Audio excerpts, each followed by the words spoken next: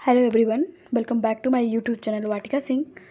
और आज के इस वीडियो में हम यह जानेंगे कि रसायन विज्ञान में पाठ्य योजना कैसे बनाते हैं। तो चलिए फ्रेंड्स, हम इस वीडियो को स्टार्ट कर लेते हैं। रसायन विज्ञान में पाठ्य योजना लेसन प्लान बनाने के लिए सबसे पहले आपको लिखना होता है पाठ्य योजना। इसको हम हेडिंग या टैग लाइन कहते हैं। इसको बिल्कुल ही बीचों बीच सेंटर में बोल्ड में और बहुत सुंदर ढंग से आपको इसको लिखना होता है। पाठ्य योजना से मैं आपको यह बता दूं कि यह पाठ्य योजना क्या होता है। पाठ्य योजना किसी पाठ के आवश्यक बिंदुओं की एक रूपरेखा होता है, जिसे हम पाठ्य योजना कहते हैं। उसके बाद आप लिखते हैं विद्यालय का नाम। आप जिस भी विद्यालय से अपना बीएड बीटीसी डीएलएड कर रहे होते हैं, उस विद्यालय का आपको यहाँ पे नाम लिखना होता है। उसके बाद आप लिखते हो दिनांक।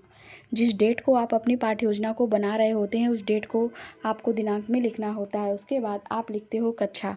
जिस भी कक्षा के लिए आप अपनी पाठ्य योजना बना रहे होते हैं, उस कक्षा को आपको कक्षा में लिखना होता है। जैसा कि आप यहाँ पे देख पा रहे होंगे कि कक्षा में हमने लिखा हुआ है 8th, यानी कि हम 8th क्लास के लिए अपनी पाठ्य योजना को बना रहे हैं। उसके बाद आप लिखते हो विषय। आप जिस भी विषय में अपनी पाठ्य योजना बना रहे होते हैं, उस विषय को आपको विषय में लिखना होता है। जैसा कि आप यहाँ पे देख पा रहे होंगे, विषय में हमने लिखा हुआ है रासायनिक विज्ञान। इसका मतलब यह है कि हम रासायनिक विज्ञान में अपनी पाठ्य योजना को बना रहे हैं। उसके बाद आप लिखते हो चक्र। चक्र से यहाँ मैं आपको यह बता दूँ कि ये जो चक्र होता है, टीचिंग करने के दौरान जो पीरियड आपको बच्चों को टीच करने के लिए दिया जाता है, उसी पीरियड को आपको चक्र में लिखना होता है। जैसा कि आप यहाँ पे देख पा रहे होंगे, टीचिंग करने के लिए हमें यहाँ पे फर्स्ट पीरियड मिला है, इसलिए हमने चक्र में फर्स्ट लिखा है। उसके बाद आप लिखते हैं अवधि। यहाँ पे हमारा अवधि है 35 मिनट्स।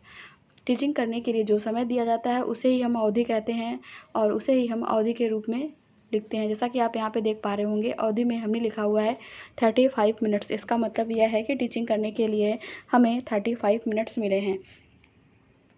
उसके बाद आप लिखते हैं प्रकरण। यहाँ पे हमारा प्रकरण है प्लास्टिक, इसलिए हमने प्रकरण में प्लास्टिक लिखा हुआ है।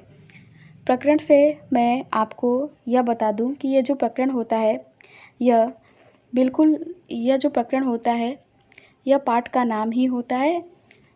प्रकरण में आपको पाठ का नाम ही लिखा जाता है और यह बिल्कुल ही बीचों बीच सेंटर में बोल्ड में और बहुत सुंदर ढंग से आपको इसको लिखना होता है। उसके बाद आप एक ऐसी सीधी लाइन खींच देते हैं। उसके बाद आप लिखते हैं सामान्य उद्देश्य। तो पहले मैं आपको यह बताऊं कि यह सामान्य उद्देश्य क्या होता है। सामान्य उद्देश्य का मतलब यह होता है कि जो विषय आप बच्चों को पढ़ाने जा रहे हैं, उस विषय से बच्चा क्या सीखेगा, उसे ही हम सामान्य उद्देश्य में लिखते हैं और उसे हम सामान्य उद्देश्य कहते हैं।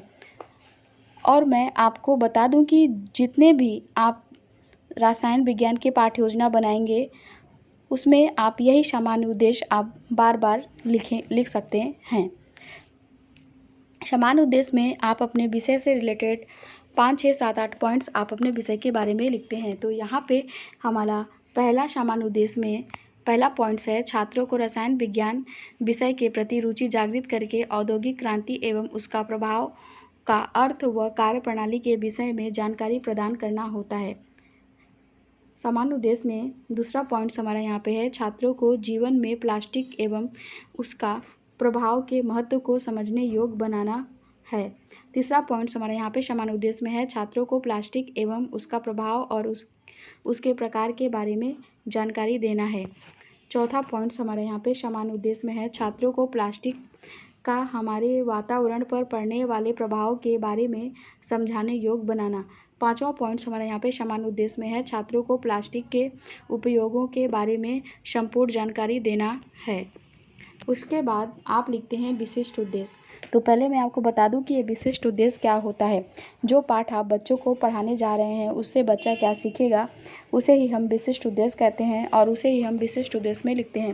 विशिष्ट उद्देश्य हमारे तीन प्रकार। विशिष्ट उद्देश्य में हमारे 3 उद्देश्य आते हैं। पहला होता है हमारा ज्ञानात्मक उद्देश्य, दूसरा हमारा होता है बोधात्मक उद्देश्य और तीसरा उद्देश्य हमारा होता है कौशलात्मक उद्देश्य। इन तीनों उद्देश्यों में लगभग आपको 2-2 पॉइंट्स लिखने होते हैं। यहाँ पे ज्ञानात्मक उद्देश्य में पहला पॉइंट्स हमारा यहाँ पे है, छात्र प्लास्टिक के महत्व एवं उपयोग की जानकारी प्राप्त कर सकेंगे। दूसरा पॉइंट्स हमारे यहाँ पे ज्ञानात्मक उद्देश्य में है, छात्र प्लास्टिक के सभी नियमों एवं लक्षणों को समझ सकेंगे। बोधात्मक उद्देश्य में हमारा यहाँ पे बोधात्मक उद्देश्य में पहला पॉइंट्स है, छात्र प्लास्टिक की उपयोगिता का ज्ञान अपने जीवन में समझ सकेंगे। दूसरा पॉइंट्स हमारे यहाँ पे बोधात्मक उद्देश्य में है, छात्र प्लास्टिक से होने वाले प्रदूषण की जानकारी प्राप्त कर सकेंगे। तीसरा पॉइंट्स उसके बाद आप लिखते हो कौशलात्मक उद्देश्य। कौशलात्मक उद्देश्य में हमारा यहाँ पे पहला पॉइंट्स है, छात्र प्लास्टिक से बनने वाले सभी वस्तुओं की जानकारी प्राप्त कर सकेंगे। दूसरा पॉइंट्स हमारे यहाँ पे कौशलात्मक उद्देश्य में है, छात्र प्लास्टिक से निर्मित होने वाले घरेलू उपकरण की जानकारी प्राप्त कर सकेंगे। उसके बाद आप लिखते हो सहायक सामग्री। तो मैं पहले आपको बता दूं कि यह सहायक सामग्री मतलब क्या होता है। सहायक सामग्री का मतलब होता है कि ब्लैक बोर्ड में बच्चों को पढ़ाने के दौरान जो भी टॉपिक आप ब्लैक बोर्ड में बच्चों को समझाने के लिए जिन सामग्री का उपयोग करके बच्चों को वह टॉपिक आप एक्सप्लेन करते हैं, उसे ही हम सहायक सामग्री कहते हैं। और सहायक सामग्री के रूप में हम लिख सकते हैं चाक, डस्टर, लपेट, श्यामपट्ट, प्रकरण से संबंधित सहायक सामग्री आदि। उसके बाद आप लिखते हो पूर्व ज्ञान।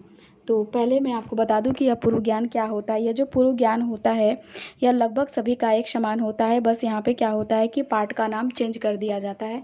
पूर्व ज्ञान में एक लाइन आप लिख सकते हैं, छात्र प्लास्टिक के प्रति सामान्य जानकारी रखते हैं। उसके बाद आप लिखते हैं प्रस्तावना प्रश्न। प्रस्तावना प्रश्न के लिए आप 3 कॉलम बनाते हैं। पहला कॉलम तो आप बनाते हैं क्रम संख्या का कॉलम।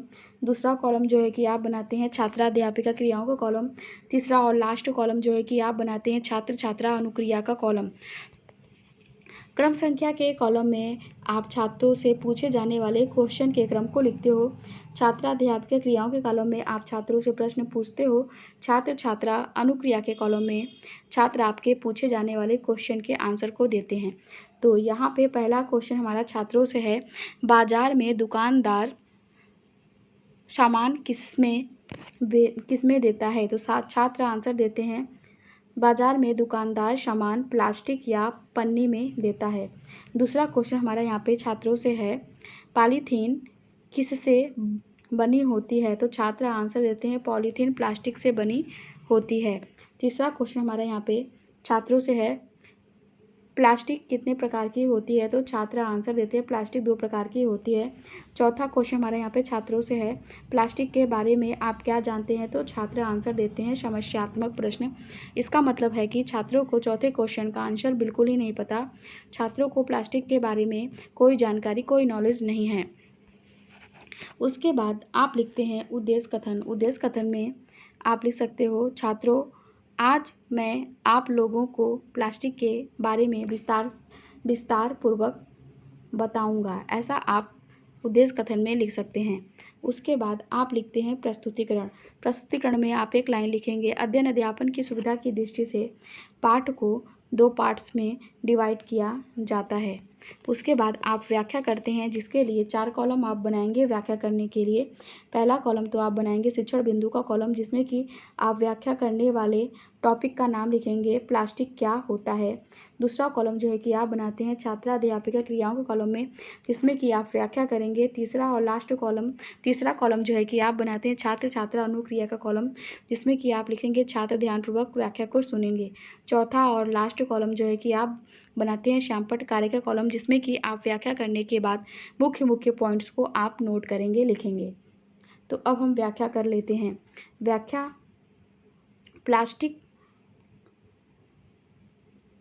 प्लास्टिक संश्लेषित अथवा अर्ध संश्लेषित कार्बनिक ठोस पदार्थ के एक बड़े समूह का सामान्य नाम है। इससे बहुत सारे औद्योगिक उत्पाद निर्मित होते हैं। प्लास्टिक प्रायः उच्च अणुभार वाले बहुलक होते हैं,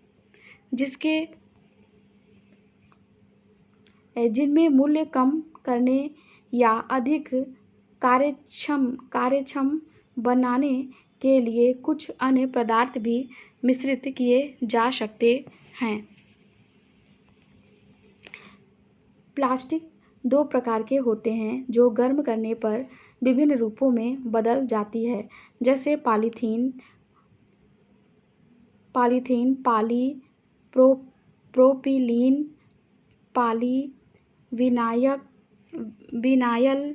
विनाइल क्लोराइड आदि। प्लास्टिक अक्रिस्टलीय ठोस पदार्थ है।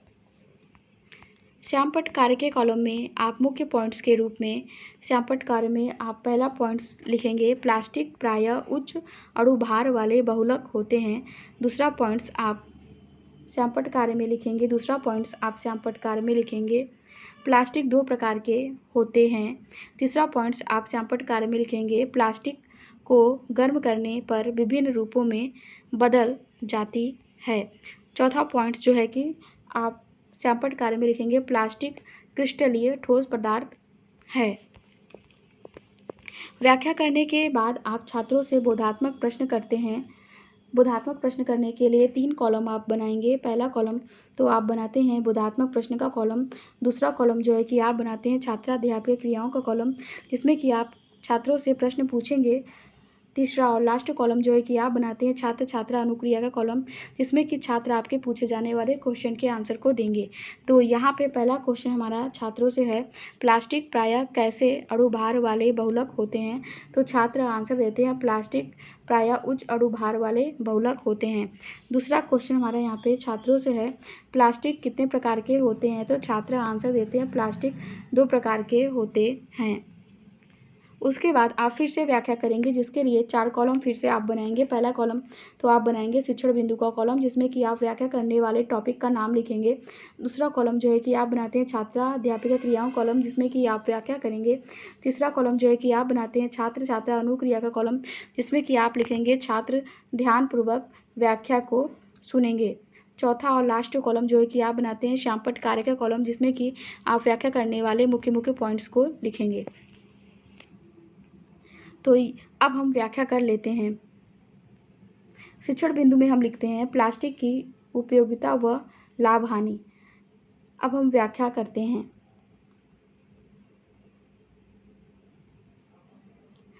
तो यहाँ पे लिखेंगे, हम व्याख्या करते हैं हम, प्लास्टिक की बनावट बहुत ही मजबूत होती है और इसका सबसे बड़ा उपयोग यह है कि यह वाटरप्रूफ होती है, जिसके कारण इसमें किसी भी प्रकार के द्रव्य को इकट्ठा किया जा सकता है तथा किसी भी प्रकार के द्रव्य पर जैसे कि दूध, पानी, तेल और भी कई अन्य केमिकल प्लास्टिक के बर्तनों या फिर डिब्बों में पैक कर दिए जाते हैं।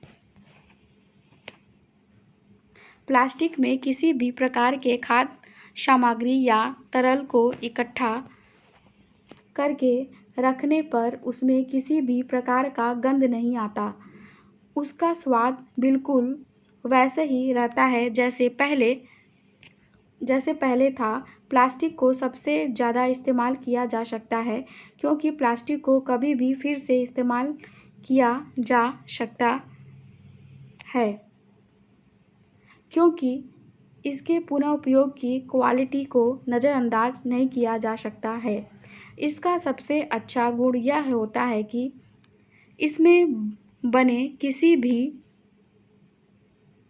उत्पाद को रिसाइकल करके किसी दूसरे उत्पाद में बदला जा सकता है। प्लास्टिक का एक बड़ा नुकसान यह भी है कि ये प्रकृति के प्रति बहुत ही कम घुलनशील है, क्योंकि जब हम प्लास्टिक का उपयोग करके फेंक देते हैं तो यह ज़मीन में या पानी में घुल नहीं सकते हैं। प्लास्टिक का एक सबसे बड़ा नुकसान यह है कि यह मानव तथा जानवरों में भयंकर कैंसर का कारण बन सकता है। व्याख्या करने के बाद हम श्यामपट्ट कार्य में मुख्य पॉइंट्स के रूप में हम श्यामपट्ट कार्य में पहला पॉइंट्स हम लिखेंगे, प्लास्टिक की बनावट बहुत ही मजबूत होती है। दूसरा पॉइंट्स हम श्यामपट्ट कार्य में लिखेंगे, प्लास्टिक का सबसे बड़ा उपयोग यह है कि यह वाटरप्रूफ होती है। तीसरा पॉइंट्स हम श्यामपट्ट कार्य में लिखेंगे, प्लास्टिक में किसी भी प्रकार के खाद्य सामग्री या तरल को इकट्ठा करके रखने पर उसमें किसी भी प्रकार का गंध नहीं आता है। तीसरा पॉइंट्स हम श्यामपट्ट कार्य में लिखेंगे, प्लास्टिक को सबसे ज़्यादा इस्तेमाल किया जाता है। व्याख्या करने के बाद हम छात्रों से बोधात्मक प्रश्न करते हैं, जिसके लिए 3 कॉलम हम बनाएंगे। पहला कॉलम तो हम बनाते हैं बोधात्मक प्रश्न का कॉलम, जिसमें कि हम छात्रों से क्वेश्चन पूछेंगे। दूसरा कॉलम जो है जिसमें कि हम छात्रों से पूछे जाने वाले क्वेश्चन के क्रम को लिखेंगे बोधात्मक प्रश्न में। दूसरा कॉलम जो है कि हम बनाते हैं छात्राध्यापक क्रियाओं का कॉलम, जिसमें कि हम छात्रों से प्रश्न पूछेंगे। तीसरा और लास्ट कॉलम जो है कि हम बनाते हैं छात्र छात्रा अनुक्रिया का कॉलम, जिसमें कि छात्र हमारे पूछे जाने वाले क्वेश्चन के आंसर को देंगे। तो यहाँ पे पहला क्वेश्चन हमारा छात्रों से है, प्लास्टिक की बनावट कैसी होती है? तो छात्र आंसर देते हैं, प्लास्टिक की बनावट बहुत ही मजबूत होती है। दूसरा क्वेश्चन हम यहाँ पे छात्रों से पूछते हैं, प्लास्टिक का सबसे बड़ा नुकसान क्या है? तो छात्र आंसर देते हैं, प्लास्टिक का सबसे बड़ा नुकसान मानव तथा जानवरों में भयंकर कैंसर का कारण बन सकता है। उसके बाद हम छात्रों को गृहकार्य देते हैं। गृहकार्य के रूप में हम छात्रों को दे सकते हैं, बच्चों आप सभी प्लास्टिक के लाभ व हानि के बारे में पढ़कर आइएगा।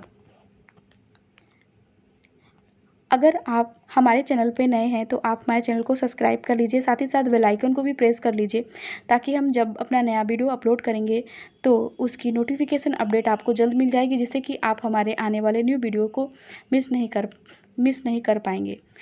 आपको नोटिफिकेशन मिल जाएगी कि मेरा न्यू वीडियो अपलोड हो गया है। तो हम आपसे फिर से मिलते हैं अपने ऐसे ही रोचक और ज्ञानपूर्वक वीडियो के साथ। अगर आपकी कोई भी क्वेरी है या कोई भी लेसन प्लान आपको बनाना है तो आप कमेंट सेक्शन में मुझसे क्वेरी कर सकते हैं, और लेसन प्लान के बारे में आप मुझसे क्वेरी कर सकते हैं, क्वेश्चन कर सकते हैं। और मैंने इस पाठ्य योजना की लिंक डिस्क्रिप्शन बॉक्स में दे रखी है, आप वहां से पाठ्य योजना की लिंक को डाउनलोड करके इस पाठ्य योजना को देख सकते हो। इस पाठ्य योजना के दौरान कोई भी आपको प्रॉब्लम होती है, कोई क्वेश्चन पूछना होता है, तो आप मुझसे कमेंट सेक्शन में क्वेश्चन पूछ सकते हो और मैं आपके पूछे गए क्वेश्चन के आंसर को दूंगी। तो हम आपसे फिर से मिलते हैं अपने नेक्स्ट वीडियो के साथ। Thank you so much for watching my video and subscribe my channel.